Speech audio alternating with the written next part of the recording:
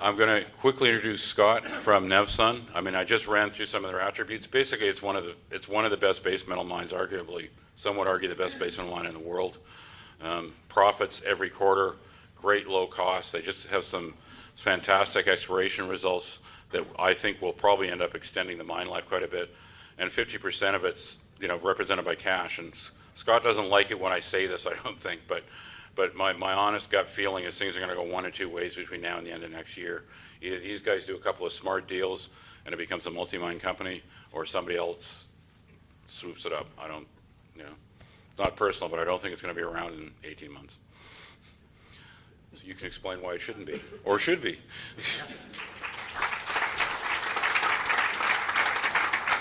Thank you, Eric. Well, thanks for having us here. Again, a bit of a different beast compared to some of the other names, but I appreciate the time you've taken on a beautiful sunny afternoon to come and listen to some of the great stories in the sector.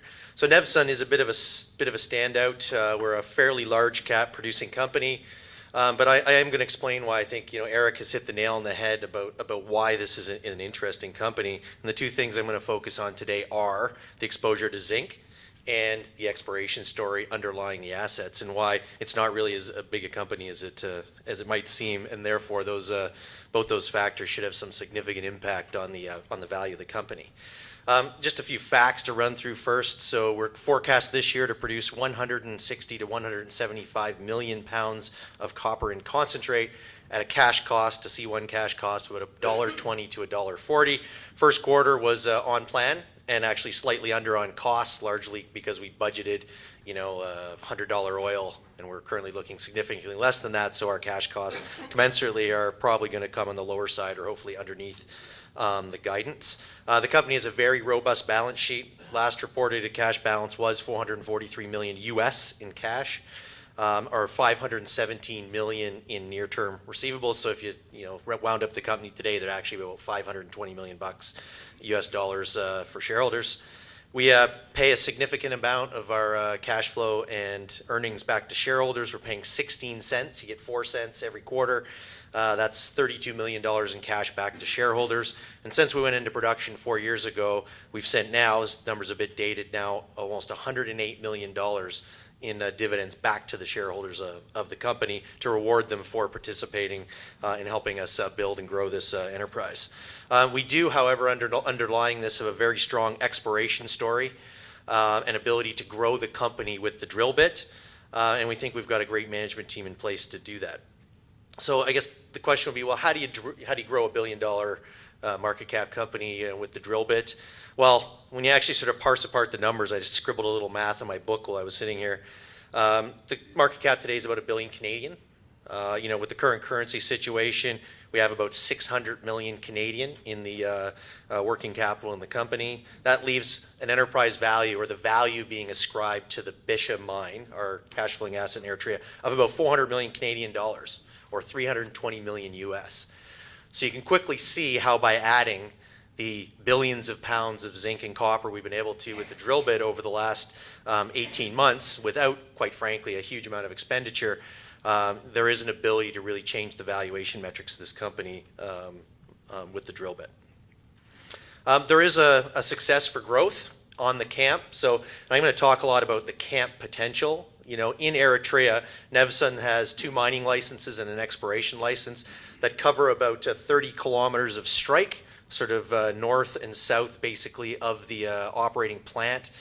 There are no competitive claims around the plant. We don't have to buy out other properties.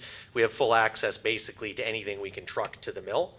We've been able to grow the mine life from feasibility to current state. I know there's 15 years of mine life that's been defined. Some of that's already been depleted. And we've managed to grow the resources underlying our assets 65% since going into production 4 years ago. And we expect that to accelerate with a reinvigorated greenfield exploration program I'm going to describe to you in a few slides.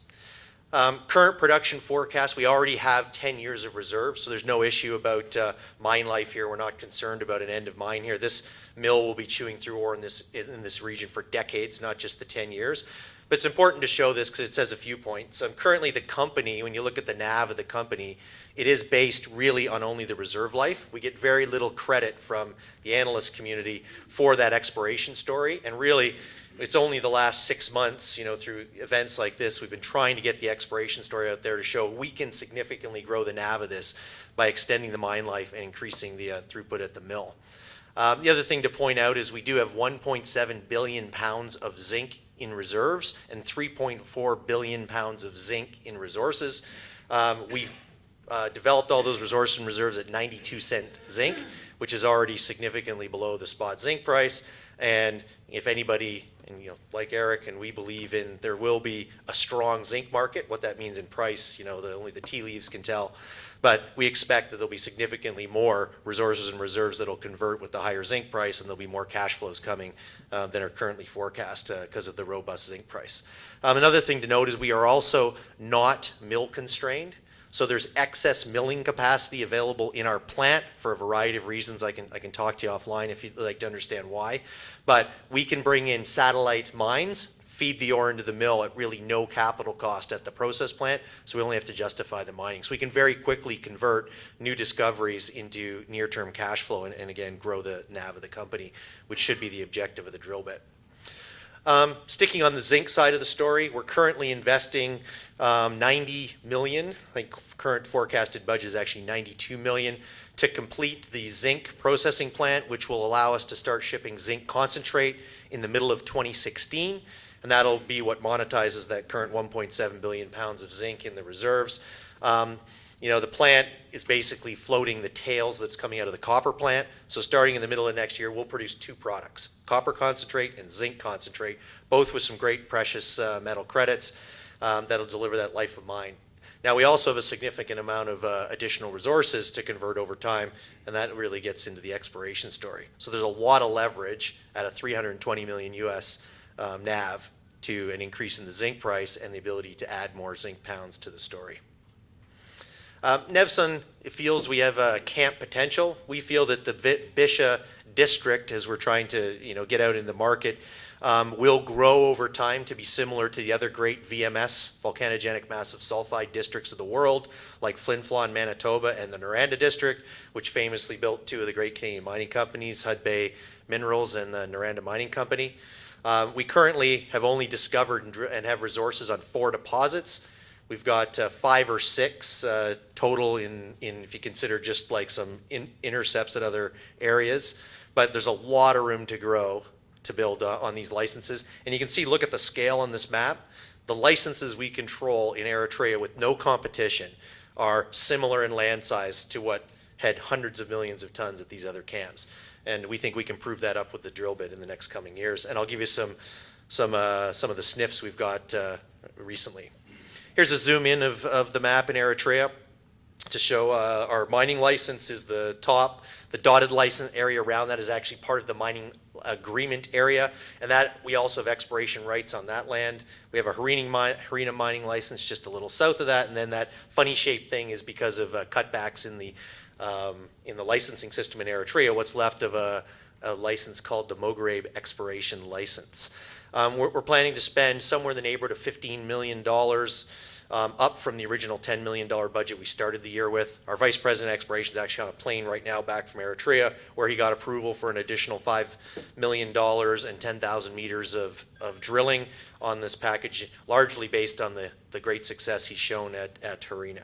Zooming in a bit, the gentleman with the orange shirt there on the left is a Sudbury boy, a guy named Rob Foy. He's been exploring VMS his whole life out of the Sudbury area.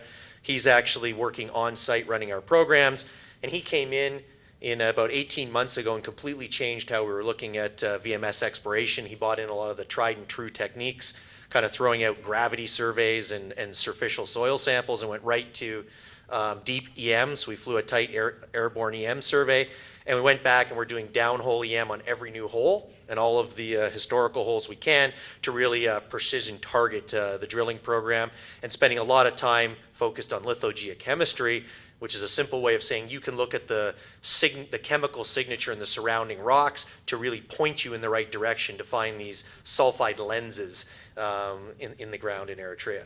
And the first place we're looking is right under our existing major reserve, the Bishop Main ore body. And you can see here these very sharp square-shaped pictures are actually depicting the interpreted geophysical signature from the downhole EM. There's great potential under the pit to extend our high-grade mineralization. You can see there's 4 holes that have hit sulfides in those holes, and there's assays pending on those. There should be a press release sometime in the next 3 or 4 weeks with those holes. We've got another anomaly right under on the side of the pit, which is very prospective for supergene copper. This 4% copper material we're currently mining. We've got more of these on the bottom of the Harina pit. Recently at Harina, we pulled 67 meters of 1.7 copper and 6.6 zinc, 74 meters of 1.1 copper and 6.3 zinc, 120 meters out from the inferred resource. You know, and this is just looking at EM, look at a big EM signature and keep drilling down plunge. We're adding tens of millions of tons with these programs. On the Maugrave River license, we've got also a whole bunch of EM anomalies you can see on this map. And we have a new discovery, which we haven't disclosed with the hole yet, but we got a pulled a nice massive sulfide intercept on an area that previously didn't know there was a deposit. Shows pyrite, chalcopyrite, sphalerite in the drill core, and again, assays pending on that should be out in the next month or so.